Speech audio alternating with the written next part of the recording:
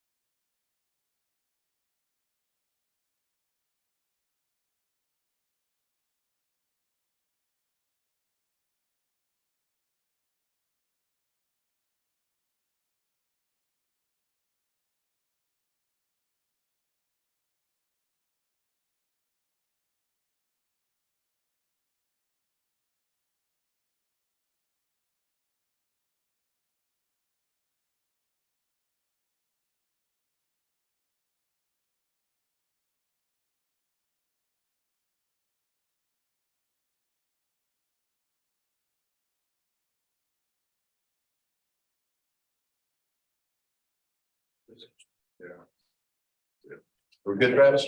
You're alive. Thank you. Welcome to the October 11th, 2023 BAR Large meeting here in the Leonard Krawcheck Public Meeting Room at 2 George Street. My name is John Robinson. I'm the chairman. This afternoon, I don't think we'll be here until the evening. The other board members present this afternoon are Jay White, who is recusing on agenda item number 1, which is 995 Marshall Drive, Lou Subchuck, Seton Brown, and Steve Ramos sitting with us as an alternate member. City staff present are Corey Parrish, our city architect, and Lawrence Courtney, the staff architect.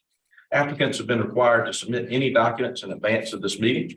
Staff controlled the slide presentation that includes everything submitted by the applicant by the appropriate deadline in accordance with submittal requirements. The applicant simply needs to ask the staff to advance to the slide that they want us to see. Applicant, staff, and board members are required to identify themselves and their role in the project when speaking. This meeting is being recorded and live streamed to the City of Charleston Public Meeting channel on YouTube. Your appearance here is your consent to be recorded. The order of the meeting for each agenda item will be as follows. There will first be an introduction and overview of the project by the city staff architect for the benefit of the public and the board. This is followed by the applicant's presentation, which has a 10-minute time limit unless extended by requesting the same of the chair. And any questions can be asked of the applicant by board or staff at the conclusion of those remarks. Again, any and all presenters should clearly state their name for the record and their role, and they should speak during this period rather than subsequent parts of the presentation. The applicant's presentation is followed by public comment. All applications are part of a public meeting format.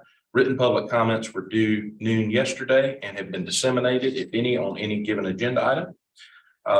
Any person who is present and wishes to be heard in person may be heard for a period of up to 2 minutes unless extended by the chair. They should do so by approaching the podium and the microphone, stating their name and address for the record, and then having their remarks. An applicant should not respond to any comments made by members of the public at that time. This is followed by city staff comments and recommendations on each project. The applicant is then allowed to respond or clarify either public comments or city staff comments. And this has a 5-minute time limit. The applicant does not have to use the time. Brevity is encouraged. And there may be further discussion or questions of the board. This is followed by board discussion and a vote. The applicant presentation is over at this point. Public comment is closed. The applicant may clarify inaccurate information when recognized by the chair by raising a hand and waiting to be called upon. Board members will be polled by the chairperson for comments and ultimately their vote on the motion. The chair shall reread a motion verbatim. Board member making the motion should correct me if I have restated it inaccurately, which happens. Once the motion is in proper order and seconded, each member when voting should respond yea in favor or nay not in favor so that their vote is clear. Results will be posted on the city website at charleston-sc.gov/BAR. A previously posted agenda item C regarding BAR schedules of meetings has been withdrawn at this present time. There were no public comments related to this agenda item, then it's just under further consideration, nothing nefarious. As a reminder to the members of the public who are with us, turn off all cell phones. Additionally, in terms of the substance of comments, those related to zoning, parking, traffic, lot coverage, or livability concerns are not within the purview of this board and should technically not be in the record. All that said, we'll move to agenda item A1, approval of the minutes from our September 27th, 2023 meeting. I'll make a motion to approve as submitted. Is there a second?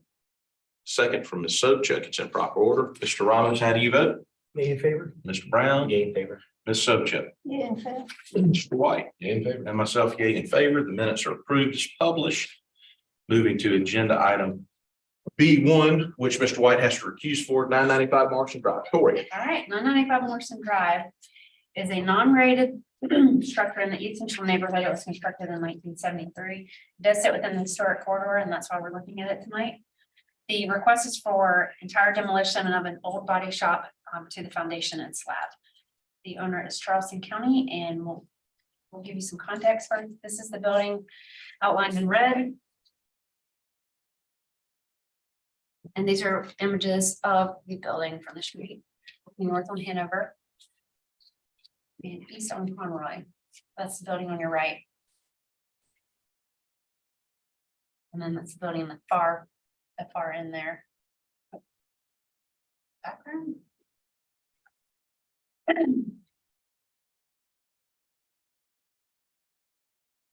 And the building is to your right.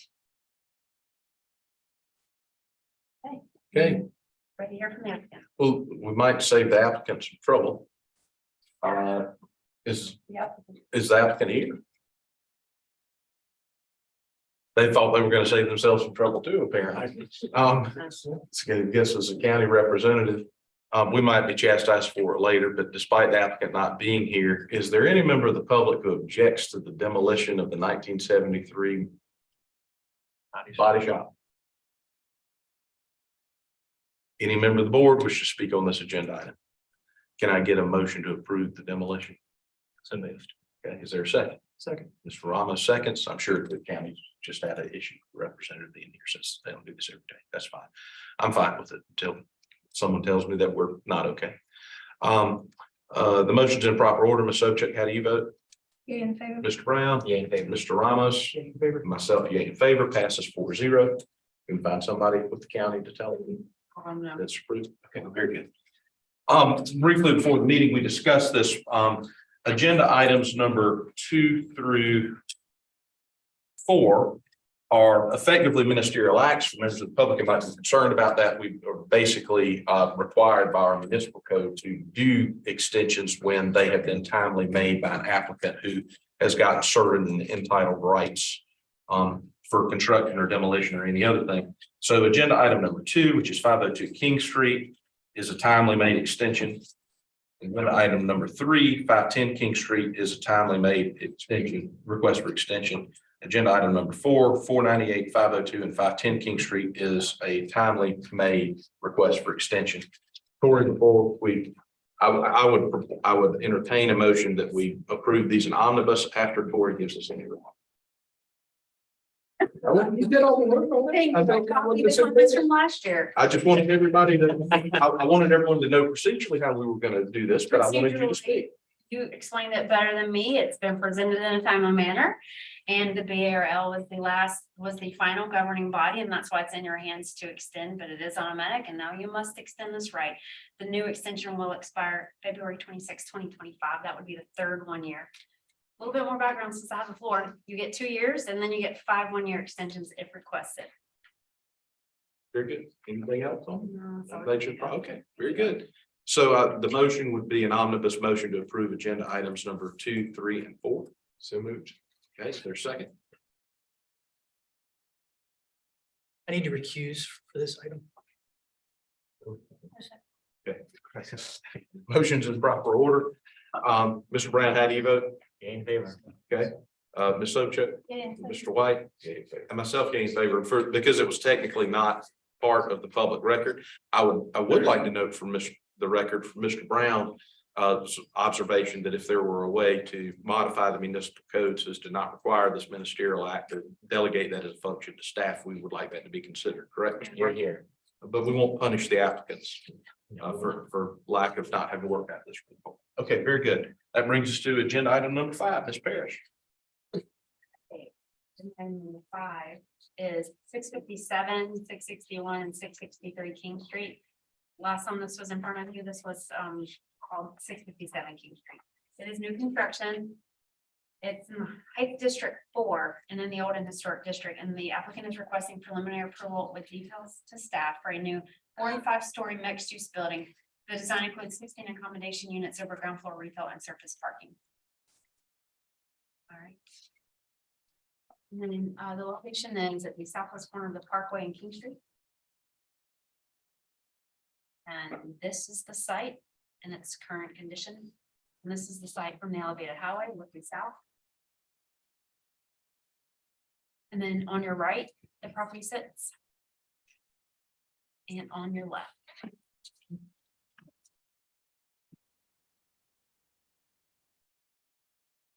You, Nick. Very good. Nick, you have the floor. You. My name is Nick Galita. I'm with Delegates Architects. I'm gonna run through the beginning slides kind of quick because Tori already kind of showed you the context stuff. And it's the same projects as you saw the first time. Again, the upper king being, you know, a little bit different, a little bit unusual. But again, the project draws a lot of its inspiration from more traditional 3 and 4 story structures further down King.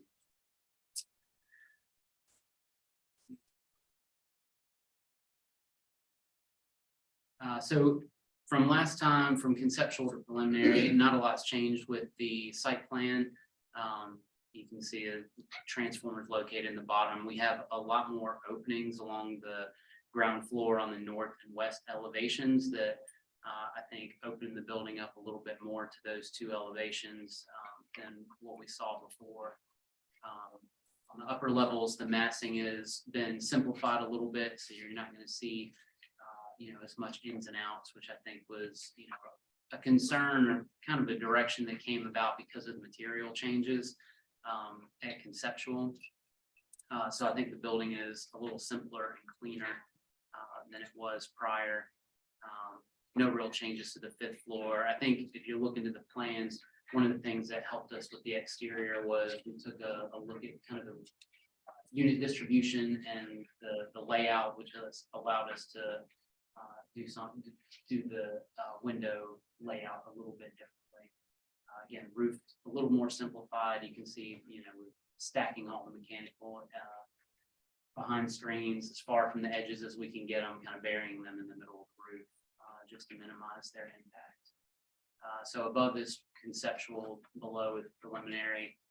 The big change from the exterior is that we got rid of the stucco elements and just went with the same brick throughout, which, you know, I think both the board and the staff had very similar feelings in the comments. And I think from an overall project standpoint, given the size of the building, it definitely helped to unify all the elevation, simplify the way it reads on the street. So you can see on the King Street, on the east elevation, the 2 ends, just again, going to brick and simplifying that language, simplifying the fenestration. And again, with the floor plan changes, there were a few more opportunities for glazing on the east and west elevations. So up top is conceptual, below is now. So very subtle changes, but I think again with the fenestration, it's much more simplified than it was previously. So still maintaining those kind of 3 primary bays along King Street, but with the kind of stepping of the building and the different treatments at the cornices at the roof. I think the building has some dynamics in the massing along King. Again, kind of sticking with those 3 primary bays along the front. We have these drawings are not to scale for the presentation, but they are to scale further in the set. But just kind of wanted to be able to show the sections along with the elevations, just so you can see how the brick's moving in and out of plane along this east elevation and what that looks like. So there's kind of 2 primary pilaster details. The one on the left is the kind of these primary pilasters, you know, here and here with the projected brick frame and the stacked brick, and then a secondary pilaster that just again helps provide that primary secondary rhythm along the front. Kind of a 3D shot showing that frame kind of coming up and around the opening here. Stacked brick with the spandrel details. And then this is that 4th bay and garage kind of entry exit where the language gets a little more simplified. As it gets to the perimeters, you can still see the brick stepping back at those openings just to give it a little more detail. Shot.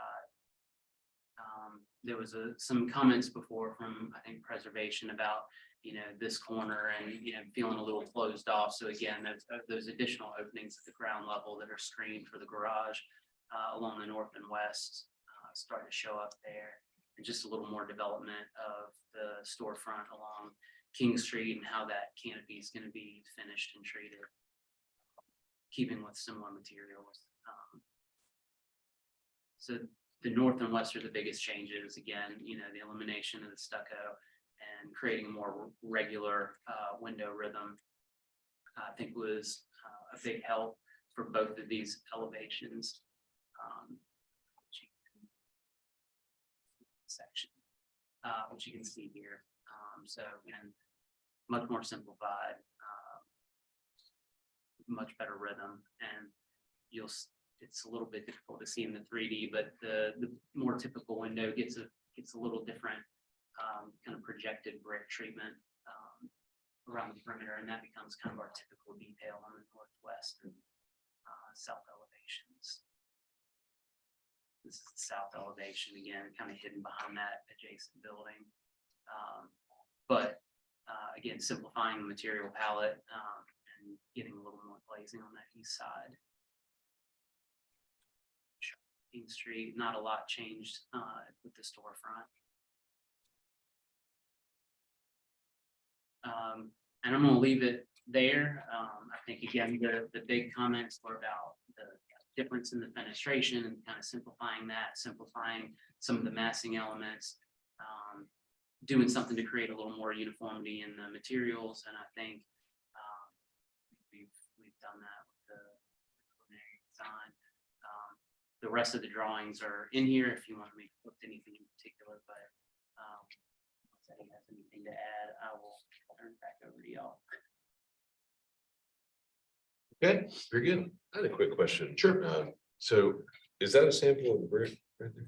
Yes. So there have been, okay, so there have been other projects near here on King where the effort to get the brick detailing has been thwarted by things not being just quite to coursing. So have y'all verified all your coursing, horizontal, vertical versus that brick size and? Yes. Yeah, so one of the big exercises from conceptual to preliminary was going back through King Street in particular, because there's so much change in in and out of brick.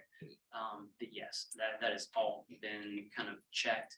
And this particular brick, we're planning on speccing at a real high tolerance so that, as they stack that brick up, the joints, are going to be within fractions at 16/32 inch kind of range, not the 3/16 inch range. Your joints are gonna be? No.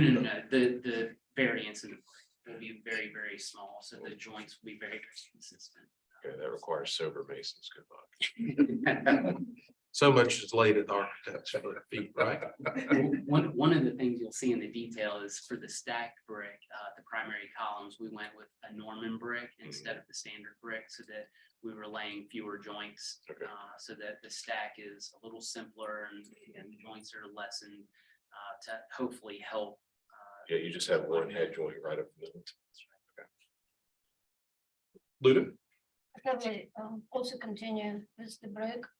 There is one, we need to go back, I think it's 127 something of that number. There's a coins horizontally going. Yeah. Yes. And there's a bricks too. Yes, ma'am. Yeah, they're just little, it's a dental detail. Okay, but they're not coinciding with your, stacking. That's a limitation of my ability with this rendering software and And not. those are joints or It- this white stacks?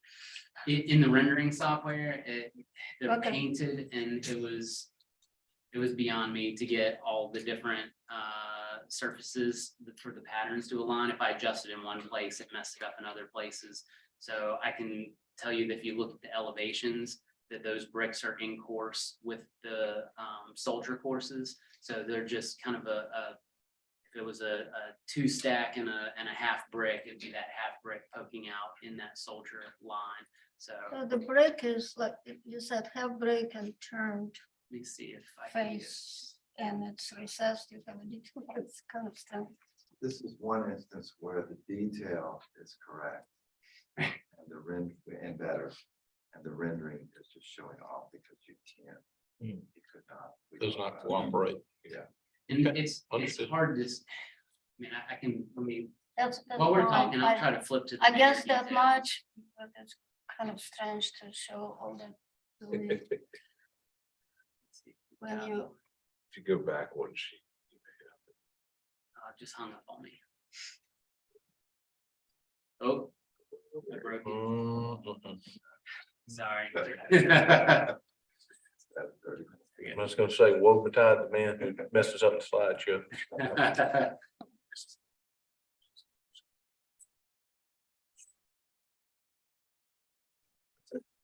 While he's, and well, I can't help Yes. but thought, but one thing that we spent a lot of time on is the brick detail. There's a lot of, This is the detail, and if you look right under the sill, you'll see the projected roll-off kind of note.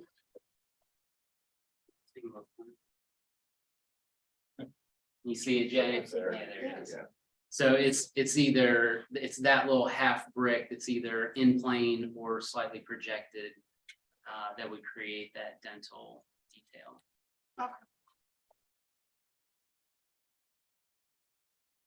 Further board comment or questions at this time? Could you go back to A143, it's that rendering of the thing. My question was, the canopy and like the storefront design is asymmetrical on that kind of 3-bay mass. Mhm. Doesn't seem to respond to the interior space. What was the rationale of that?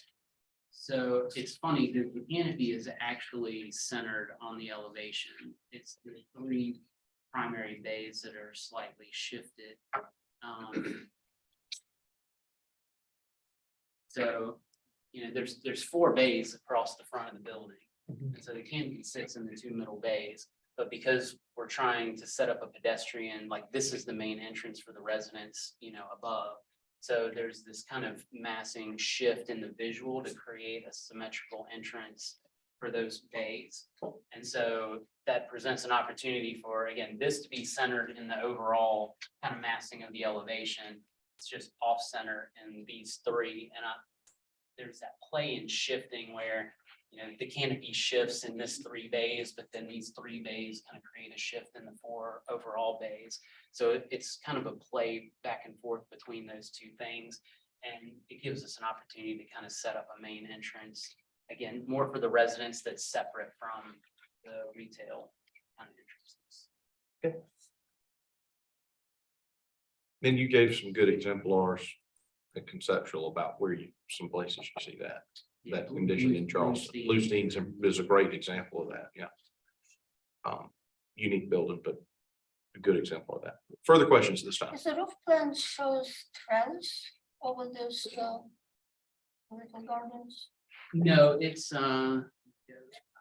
It's not on the elevations, that seems like. I'll go back to there's the aerial 3D at the very beginning that shows it. It's just roof. 123. Yeah, none of the. It's right. It's just roof for that 5th floor that's set back. It's just roof plan shows something I couldn't understand. I'm sorry. Roof plan shows, seems like trellises, but that's fine. Just wanted to clarify that. Oh, sorry. Careful with that thing. This is it right here. So not trellis. What you were looking at, the thing that looks like trellis is the roof papers, the roof deck. It's just a pedestal system. Further questions at this time? Seeing none, any member of the public wish to be heard on this agenda? Seeing none, city staff comments or recommendations? A couple of staff notes. The revisions to the material palette, windows, and color palette unify the overall project while protecting the richness and detail and delightful material relationships. The proposed revisions bring a cohesion to all sides of the building, which, as this will be a very visible project, show respect to the nature of its relationships with all public rights of way. And then second note is that tonight you need to deliberate or confirm if there are any unique conditions that you'd like to see in the mock-up. Echoing what you've already brought up, some of the brick joints shown in the mock-up will be your guarantor of craftsmanship on the building. And then staff recommendation is preliminary approval with board conditions and with final review by staff of permit drawings. Very good. Thank you, Tori. Any response from the applicant? No. Okay, sounds like everybody's agreeing this can get worked out. Okay, board deliberation and vote on this agenda. I agree with staff's comments, and I think, loading up to the mock-up with as many of the unique masonry conditions as you can. It would be well worth it just for quality control. And I think I appreciate the simplification of the palette because it improves the composition. And now it's a much more legible, orderly thing. So I agree with staff's recommendation. I know you know this, but tell the GC that it is incumbent on this project getting completed, that mock-up be right and that it reflect all the unique brick laying conditions on this project. I know you know that, tell the GC. Okay, further board comments. I agree with their comments and Jay's. Comments as well. So, ready for approval. Further discussion. Motion, I will move for preliminary approval with board conditions and staff comments and with final review by staff for permit drawings. is there a second to Mr. White's motion? Second. Okay, it's in proper order. Mr. Brown, how do you vote? Yeah, in favor. Ms. Sobchak, Yeah. Mr. White, Mr. Ramos, Yay in favor. and myself, yea in favor. Thank you for the effort. Look forward to working with you to get it complete. All right. Agenda item number 6, 120 St. Philip Street, formerly 15 Radcliffe.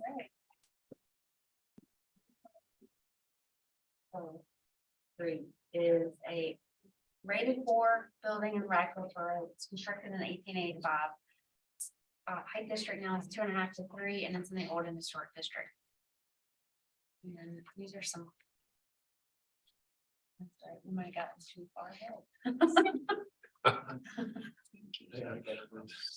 Or we can just use theirs. So we've got lots of context slides for you. Okay, so we'll start with these context slides and I'll let the applicant present them because they're yours.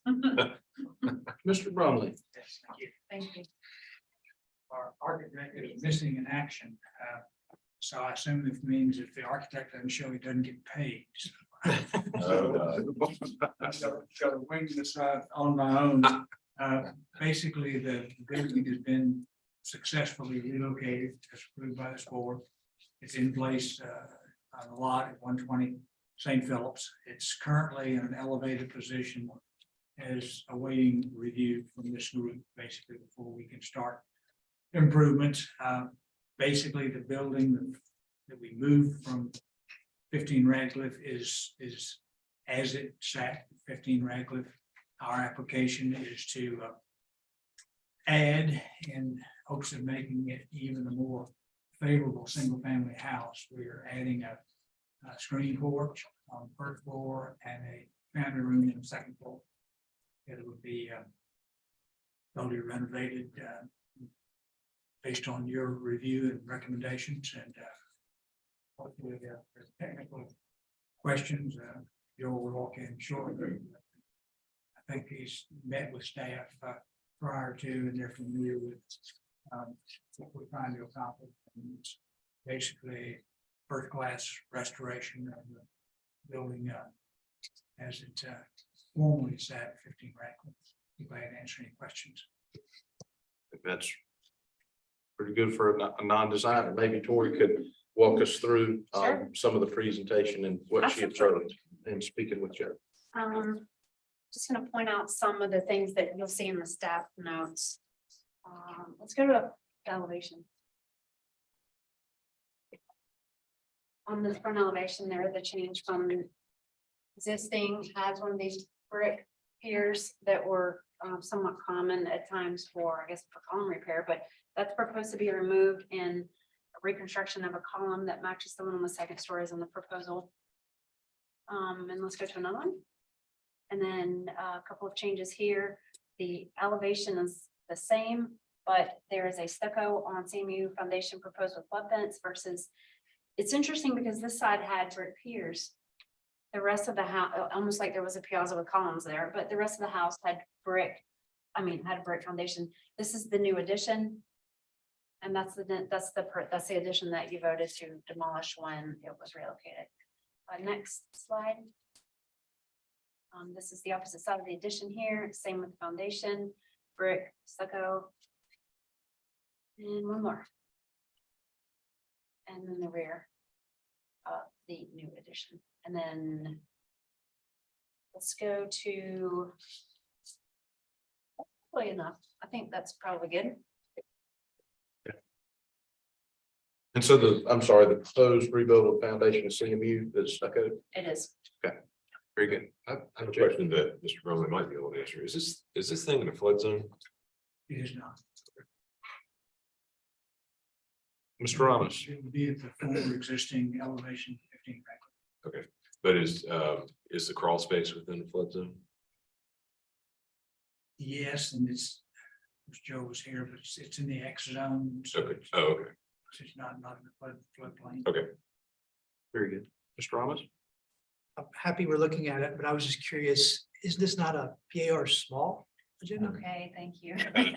Just curious. We just need something to look at tonight. They'll need Let dogs. me give you some context since it's going around for another meeting. So it came to BAR large because of two reasons. The ordinance does give either board permission to look at demolitions, and our BARS applications have been here. And so this was brought to BAR large for a couple of reasons. One is because we have permission to review it, and two is because we traditionally have felt like it's going to be, there's going to be a larger parcel from where this house was taken from, and naturally we would expect a larger building. And so giving you all the history and context of what the site had on it, we felt like it was important. Sounds good. That's a sore spot, Steve. Further questions at this time?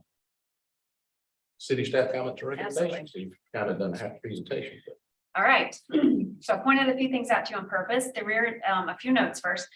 The rear addition shown in the existing drawings was demolished prior to the relocation. That was from January. Removing the brick column base at the front porch in lieu of reconstructing what is believed to be the original column size and profile is appropriate. The Secretary of the Interior guidelines for reconstruction recommend removing or altering entrances and porches and their features from other historic periods, such as a layer porch railing or balustrade. I'm going to give you some staff conditions, and I want to point out that there's a lot of words here, but I just want to give you resources so you can make a decision with all of the resources in place. Number one, the foundation material at sides and rear of the existing building was brick, and brick is the preferred material at the new location. They're presumably easier to place the building on a CMU foundation with stucco. And the addition of brick on this exterior might be complicated. Please study what can be done to mimic the original exterior. Two, for better composition, additional windows are preferred on the north side of the proposed addition. The windows would not typically dominate the side, and this wall is further back from the public right of way. Detail the new windows with a sill rather than picture framing these for preliminary review. And last, the proposed addition is subordinate to the existing structure in mass and height. Differentiation is minimal, consisting of a simpler cornice and lower pitched roof, while the window size, window grids, and exterior siding material match that of the existing structure. Typically, BAR would seek additional differentiation to make evident that the addition is not original to the historic house, and staff suggests accommodating this through a subtle change of siding exposure or profile. From the policy statement of Charleston standards, additions or exterior alterations to historic properties should be sympathetic to historic materials, features, and spatial relationships that characterize the property. The new work should be compatible with the historic materials, features, size, scale, proportion, and massing to protect the integrity of the property and its setting. Right here, to respect the authenticity of the historic structure and its context and setting, the new alterations or additions should be clearly discernible from the old. The differentiation may or may not be stylistic and may be as subtle as a change in building footprint, material, and other means. And also from the Secretary of Interior standards for the treatment of historic properties. Designing a new addition in a manner that makes clear what is historic and what is new is recommended, while duplicating the exact form, material, style, and detailing of the historic building in a new addition so that the new work appears to be part of the historic building is not recommended. And with all that considered, we're recommending conceptual approval for height, scale, mass, and for general architectural direction incorporating board and staff conditions. Any response to that, Mr. Butler? Now lines it perfect. Very good. I was a little out of order on this. I didn't think we had one. Does any member of the public wish to be heard on this agenda item? Seeing none, board deliberations. I agree with staff's comments and recommendations. The north side, I'm sorry, the south.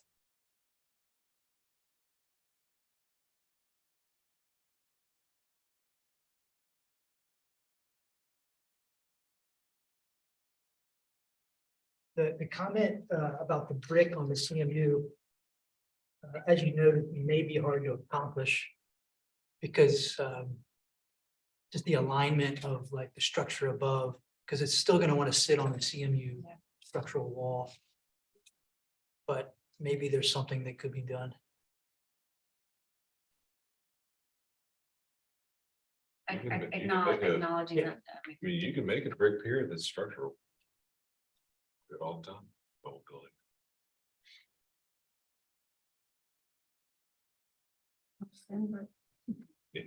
Well, that's true. You could do thin brick. Because it may be the case that the whole thing supported on piers, just on some elevations, you've got a brick with a curtain wall. Spanning between them. But I do think it would be good with as much care as it's going into, preserving the balance of the building. You might as well go ahead and, pay the same attention to the foundation as well. I guess when you grow up, the stucco, it will get just to the same size as the thin brick. Much, that. Slides you're frozen up on. It is not big anything. We're gonna put that on Bella Garris, folks. Yeah, Still recovering. They did it again. Further board comments. Yeah, when we initially discussed this project being moved from Radcliffe Street to St. Philip Street, there was a lot of historical context that was provided at the time by both the applicant and other organizations and individuals in the neighborhood.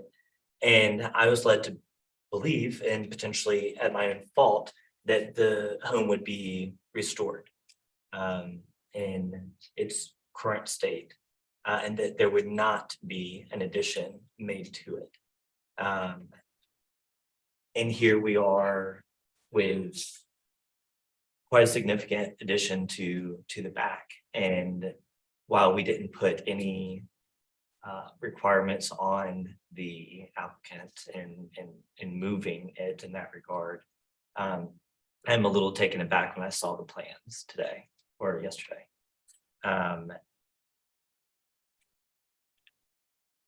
If we're looking to maintain the integrity of the building, which was why we moved it to St. Philip Street, then it should be restored in its current state with no addition.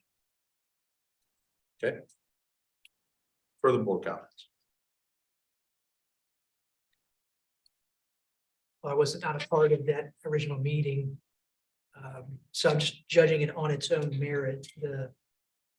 The addition is large, but it still appears to be subordinate to the remainder of the house. I was going to comment on just, maybe I'm being a stickler, but just the submittal itself is a little lean. There's no site plan that shows the building or addition in relationship to the buildings on either side. Of course, there's no 3D images. I was looking for a demo plan, but I guess this demo has already occurred, so. The demo that was that's correct. The demo that was gonna occur, which was a poorly constructed and poorly maintained addition, was demolished. Chimneys had to come down and it was moved across old Condon's parking lot to its new location. So it is in fact relocated already. And the demo that was gonna be done has been completed. I did know as we look, I rode by it on the way over here. Yeah. But when you see it, you'll see the addition will be very visible because there's a sizable gap between the buildings on either side. Not that it needs to be hidden, but again, like the site plan would help kind of just illustrate, you know, what's. I visible. take credit for that. I That's okay. had a print of it and then I had a printout out set with the site plan and don't know why it wasn't in the digital, so I should call that. It's okay. And It would have been from more that- helpful to you to know like what's visible. Sure. But knowing that it was moved, I think if it had a brick foundation, they should rebuild a brick foundation, whatever method is necessary, because I would say it would be a downgrade to go from brick to stucco. Yep, I would agree. That stood out to me as well. You having seen the site plan yourself, you were comfortable with it, right? Subject to your I was conditions and. Comfortable with it. I mean, like I said, that is a visible addition to some degree. I felt like I was comfortable with the fact that more windows would be nice, but thinking about what elevation that is and how far back it is from the street, I was comfortable. Were there renderings that offered context to the surrounding buildings? I recycled it. So I don't this think is, so. I don't think so, yeah. And that's, I think it's important for us to consider context, and especially as Mr. Ramos mentioned, that there will be a significant gap where the public right of way will be able to see towards the back of the lot in the new construction. Chairman, I could shed some light on that. Sure. The overall question. The house was built in the early, 1902, 03. And in the 1920s, it was converted to student housing, to apartments. And it's described earlier, pretty poor construction, and it was dilapidated and falling off, and also floor plans really made no sense the way they were. So we applied for an application to remove that addition, and we have vacated the idea of 2 apartments in the building. It's been converted to a full single-family house, and that was the idea. And the addition was candidly encouraged, we felt, by the neighborhood to make this a more family-friendly design. And that was the idea of adding the screen porch and the second floor family room, was to make it more of a friendly neighborhood elevation. And we were able to create in the new lot, in the new land site condition, off-street parking for 2 cars. So between the dorm building to the left facing St. Philip's, there is, I think, a 12-foot lane that will accommodate 2 cars stacked in off-street parking. So that was accommodated. And so the idea, it was going to be much more opportunity, because the whole area basically is student housing. And we own the student housing on the other side. So we own the building at 122 St. Philip's that it's going to be, it is sitting next to now. And so I think Joe Smith's concept was this was a best solution for what the neighborhood wanted and what best served the house, even though, because what was there, candidly, nobody seemed to have an interest in restoring it to what it was there, the rear of the addition that was on the back. Because it was candidly, it was a dilapidated stairwell and a boxed on kitchen that was not appropriate to be with the new design. So that was thinking behind it. Yeah, there's no question about the demo and the propriety of that, because it was much later construction. It was poor construction. It was in condemnable condition. Whereas the main house is actually quite solid and quite nice, just disused and damaged. Yeah, Mr. Chairman, just as a quick clarification, it was originally built for a prominent Black African-American reverend of the AME Church, and was lived in by Black individuals, rented out by the family over a number of years before it was purchased after heirs disputes in 2020 by Mr. Bromley. Sure, and Mr. Bromley said it was initially, I believe, residential, after a while became student housing. Exactly.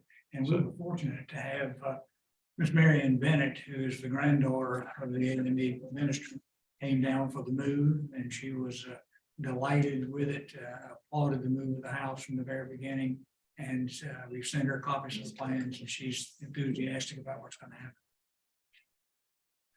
I have a question to anyone. How many residences in downtown have screen porches? I don't know, there's most of them are on the back, you know, I mean, there's nothing, I mean, to me, there's nothing amiss about having that little porch back there. It's just for this house will be probably nicer to have open porch. I don't think so. You see screen porches in a lot of historic homes in Charleston, including South and Broad. That was because I'm reminded this anecdote. It's good to pass on since it's a shorter agenda tonight. We were talking about McLeod Plantation the other day and Willie McLeod.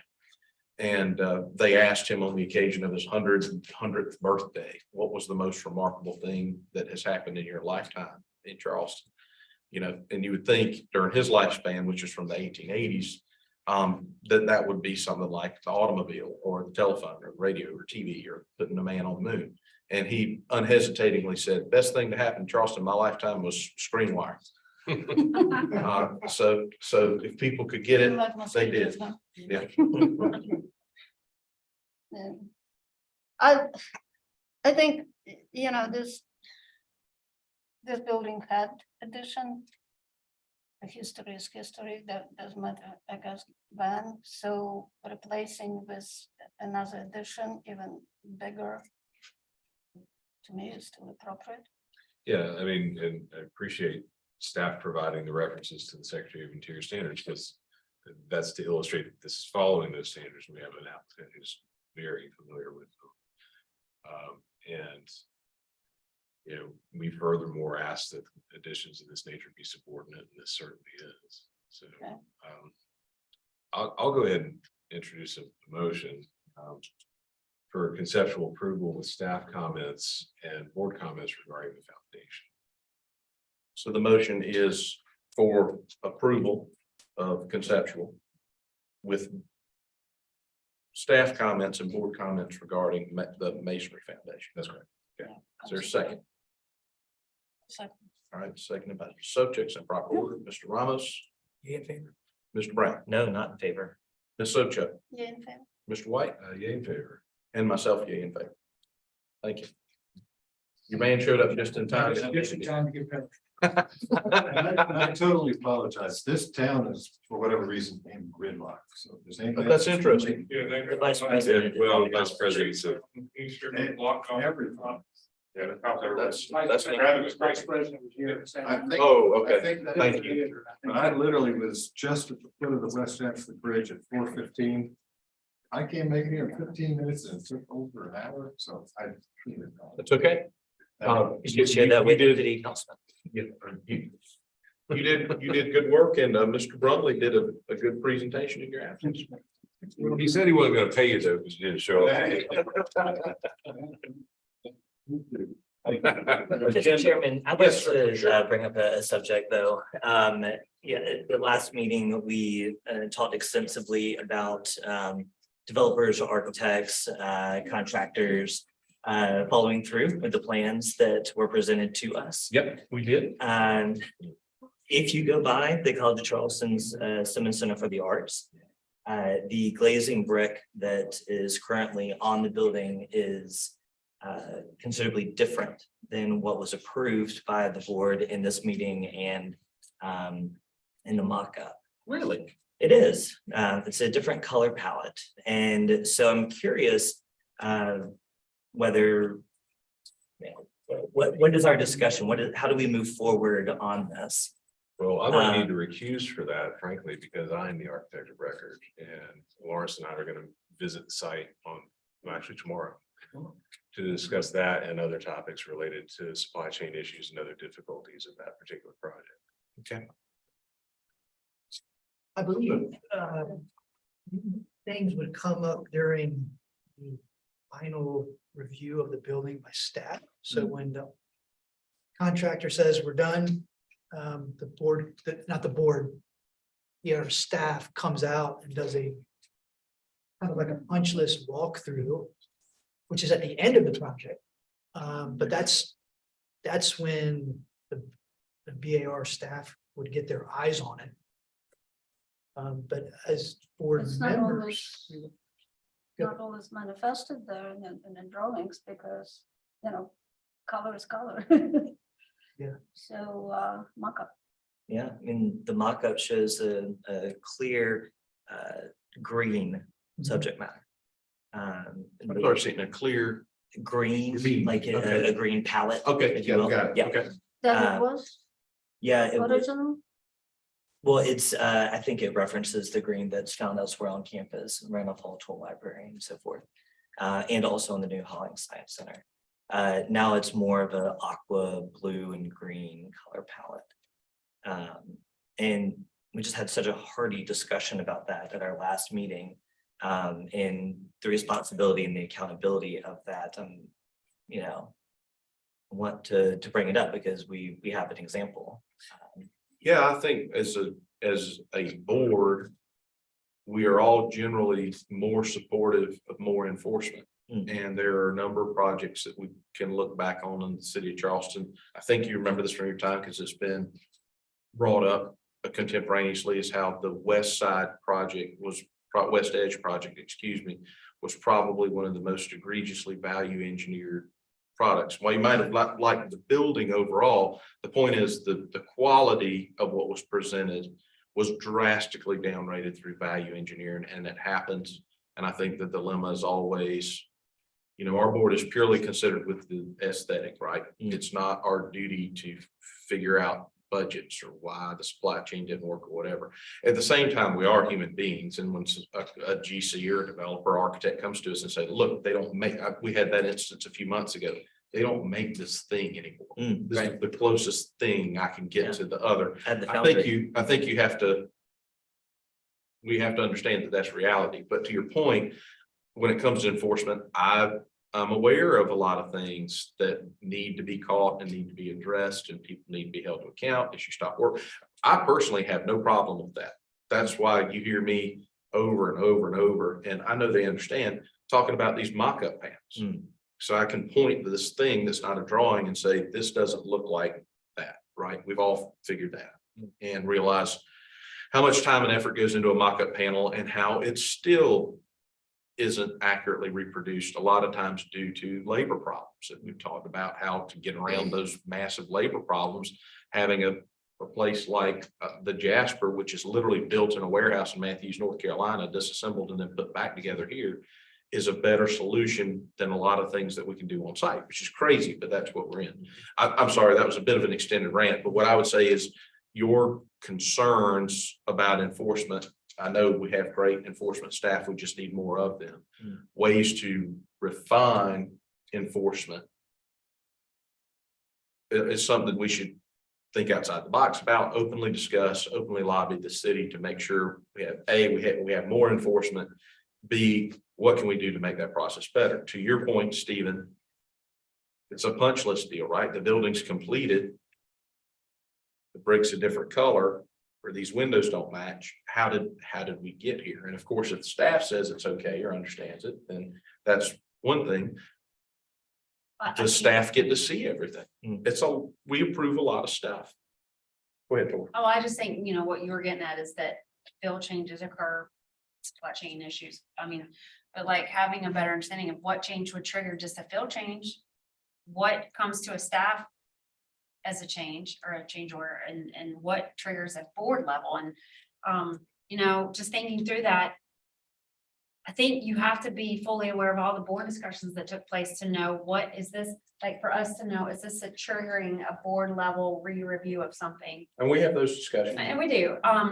So there's 3 different routes that could take, and I mean, everything is unique, and it's just.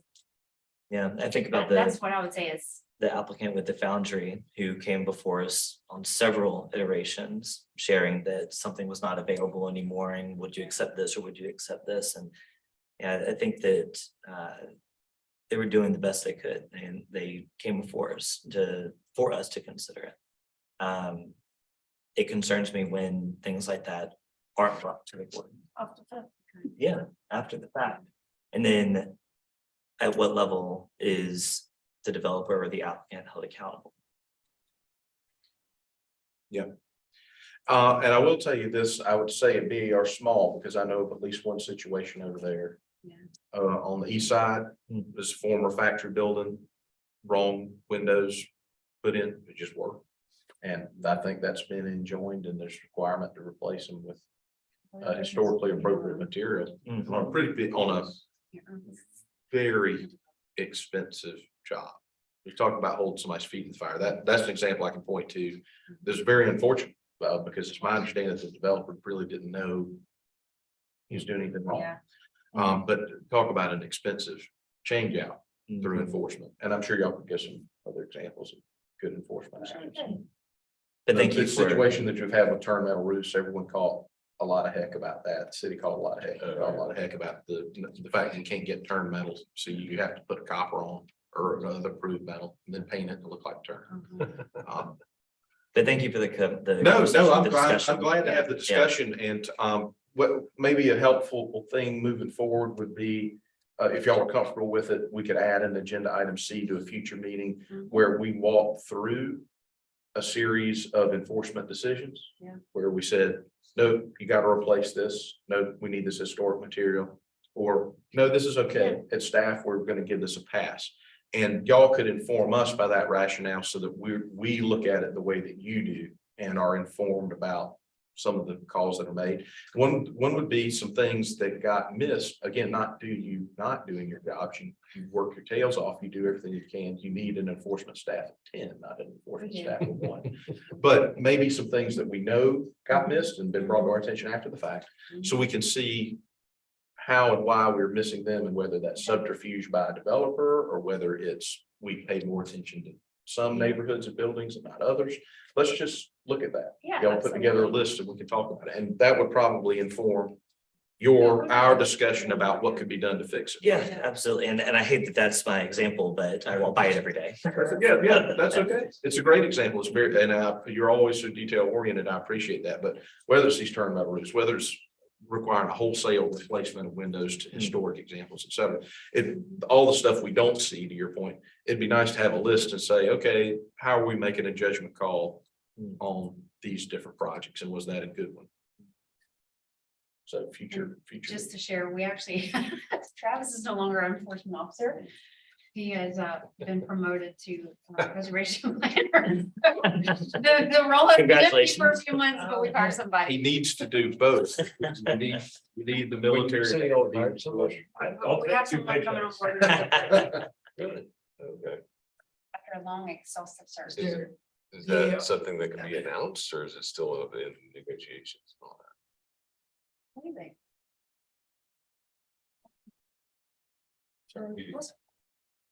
Okay, all right, very good. Anything further for the good of the board or the public? Hearing none, we will. I didn't have anything productive to say. End the meeting. Okay. I was gonna crack a joke.